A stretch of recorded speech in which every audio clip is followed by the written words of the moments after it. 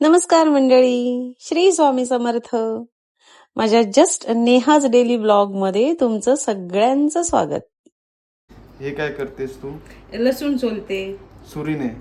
आणि मला सोलायला सांगितलेस तेव्हा हातात दिलेस माझ्या लसूण. मला काय माहिती, मला असं वाटलं की तुला ही ट्रिक माहिती असेल. अरे ही ट्रिक माहिती असेल पण इथे फक्त लसूण ठेवलेस आणि म्हणाली सोल, तर मी आपला टास्क घेतला हातात आणि सोलायला लागलो. मी आपल्या हाताने सोलतोय कधीपासून. हे असं एवढ्या हाताने सोलत बसलं तर माझा स्वयंपाक झाला म्हणूनच समज. मला सुरी द्यायची ना. चला सोहम, आज आपण सोहमच्या हातची रेसिपी बघणार पण आहोत आणि आम्ही खाणार आहोत. सो आज आपण खिमा बनवतोय. तो मी 3 वेळा चांगलं स्वच्छ धुवून घेतलाय खिमा. थोडंसं ना तेल टाक कुकरमध्ये. आपण कुकरला लावायचंय. हा, खूप पाणी नाही टाकायचं, ते कुकरच्या शिट्टीमधनं फवारे बाहेर. एक गोष्ट, माझा एक मित्र आहे, त्याने हा जर व्हिडिओ बघितला तर त्याला कळेल मी त्याच्याबद्दल बोलतोय. त्याचं पनवेलला रेस्टॉरंट आहे. त्याने मला असं चिकन वगैरे बनवताना सांगितलं होतं की आपण एक्स्ट्रा पाणी नाही टाकायचं अजिबात, कारण जेव्हा चिकन शिजतं तेव्हा ते त्याचं पाणी सोडतं. बरोबर आहे. हो. आणि मग ते इनफ आहे. हो. असं रस्सा त्याचा करायचा असेल राईस बरोबर खायला, अशा प्रसंगी थोडं आपण पाणी ऍड केलं तर ठीक आहे. Very good, this is good habit. Soham, हात धुतलेस. चल आता हे ह्याच्यातले खडे मसाले आहेत ना, 3-4 लवंग, 4 काळी मिरी, ओके, 1 चक्री फूल, हे दालचिनी टाक, हळद टाकलीस, लाल मसाला टाक, हे जावित्री पण टाक. माझ्याकडे आहे तुझ्याकडे. मसाल्यांबरोबर आली होती, कधी वापरली नाही मी. त्याचा काय यूज केस आहे मला माहिती. असं हे चमच्याने ढवळ. हे चिरलेला कांदा टाक, तिथेच राहिला.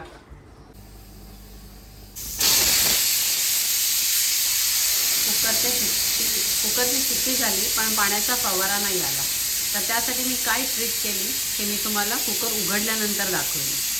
कुकरच्या 2 शिट्ट्या झाल्या आणि आता ही 3री शिट्टी होतीये. 3री शिट्टी होण्याआधीच मी गॅस बंद करते.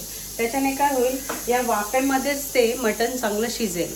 मी नेहमीच असं करते, कारण ती स्टीम बाहेर जाण्यापेक्षा ती स्टीम आतमध्ये राहिली तर पदार्थ चांगला व्यवस्थित शिजतो आणि गॅसची पण बचत होते. इकडे आता हे वाटण तयार केलं आहे. कांदा आहे, खोबरं आहे आणि धणे, बडीशोप आणि थोडे अख्खे मसाले असं टाकलं आहे. इकडे हे पाणी उकळतं आहे. याच्यात आता मी लगेच तांदूळाचं पीठ घालणार आहे आणि उकडलेल्या तांदळाच्या पिठाच्या मी भाकरी भाजणार आहे. कालच सोहमनी पावभाजी खाल्ली आहे, तर थोडंसं पाव किंवा पोळ्या पण मी अवॉइड करते. हे मी असं तांदळाचं पीठ उकडते आहे. 2 मिनटं वाफ येऊ देते. गॅस चालू आहे बारीक. आणि आता याच्या मी भाकऱ्या बनवणार आहे. कांदा छान भाजलाय. सोहम, आता काय टाकलंस? आलं लसणाची पेस्ट टाकलीस. ओके, आता ती जरा परतून घे चांगली. हे झालं. आता याच्यात मगाशी आपण लाल मसाला थोडा कमी टाकला होता, थोडासा टाक अजून. लाल मसाला टाक. हे खोबरं टाका ती. बस, हा आपला बेस आहे म्हणून. आता त्याच्यामध्ये हे टाक, लाल मसाला आणि हळद. व्हिडिओ कुकिंगचा करताना थोडा स्लोच ठेव गॅस, कारण तू एकटी नाही करत आहेस ना. तुला ते एक्सप्लेन पण करायचंय. आणि हां बरं, टाक थोडासा मसाला जरासा. बस, आता आपण मसाला टाकला. आपण आता हळद टाकतोय. आपण कांदा टाकला फोडणीला, मग आल्या लसणाची पेस्ट टाकली, मग जे वाटण केलं होतं ते टाकलं, थोडं लाल मसाला, तिखट जेवढं आपल्याला तिखट हवं तेवढं आपण लाल मसाला ॲड केला, हळद टाकली. आणि आता हे थोडा वेळ 5 मिनटं वाफू दे याला. हां, पाणी वगैरे काही नको, काहीच आधी ॲड नको करू, वाफू दे त्याला, कारण मसाला पाणी टाकलं की मसाला शिजणार नाही चांगला. चला आता हे वाफलंय चांगलं. आता आता कुकर उघड, ते शिजू दे, जरा होऊ देते. कुकर उघड. मी तुला एक मॅजिक दाखवते. कुकरच्या शिट्टीमधून पाणी बाहेर येऊ नये म्हणून मी मगाशी तुला सांगितलं होतं की ह्या शिट्टीमध्ये थोडं तेल घालायचं. आणि ह्याच्यात एक मी वाटी ठेवली होती, बरोबर. बरोबर. त्याच्यात पाणी तिथे जमा झालं आणि ते शिट्टीमधून बाहेर नाही आलं. बरोबर. ही एक ट्रिक आहे, स्वयंपाक करताना नक्की वापरून बघा तुम्ही. हा असाच किमा किती छान दिसतोय. चल आता त्याला टाक. कशी वाटली ट्रिक तुला? छान. कुकरमधनं ना शिट्टीमधून ज्यांचे जुने कुकर असतील, ज्यांना त्या शिट्टीमधनं पाणी बाहेर येत असेल, तर त्यांनी हे प्रयोग नक्की करून बघावेत. आपण त्याच्यात मीठ टाकू. कसं झालंय? मस्त झालंय ना? छान झालं. छानच दिसतंय. एकदम लवाबदार, जबाबदार, रुबाबदार सगळ्या प्रकारचे दार लावून. सगळे दार लाव. आमच्या टूथपेस्टमध्ये नमक नाहीये, आमच्या जेवणामध्ये नमक आहे. आणि आता आपण कोथिंबीर पण टाकतोय. येस. गार्निशिंग बिर्निशिंग हा प्रकार नाहीये, पण आपण टाकूया आधीच. थोडंसं आपल्याला पाणी ऍड करायचं आहे. झिरो वेस्ट पॉलिसी आहे आमच्याकडे.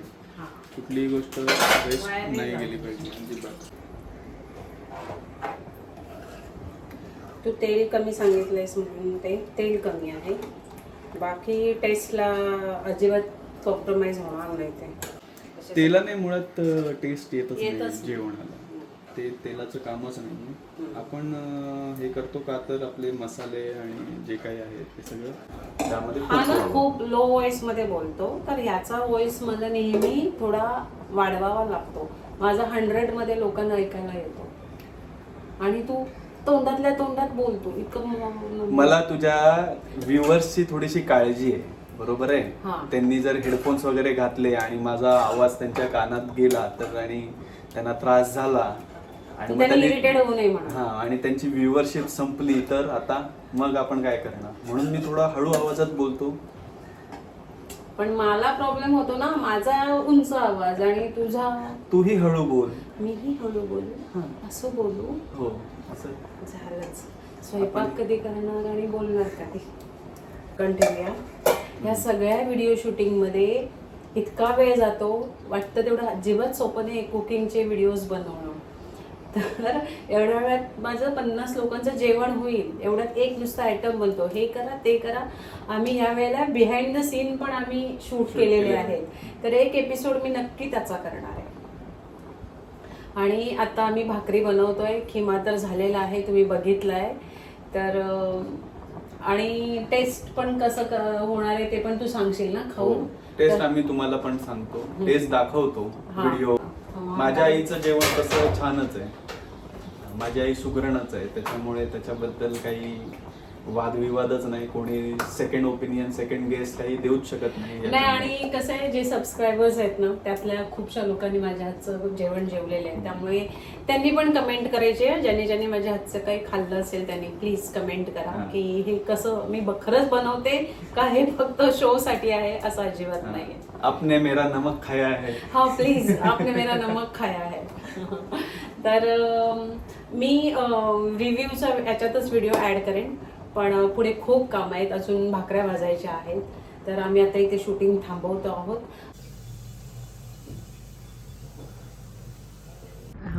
तर कसं आहे,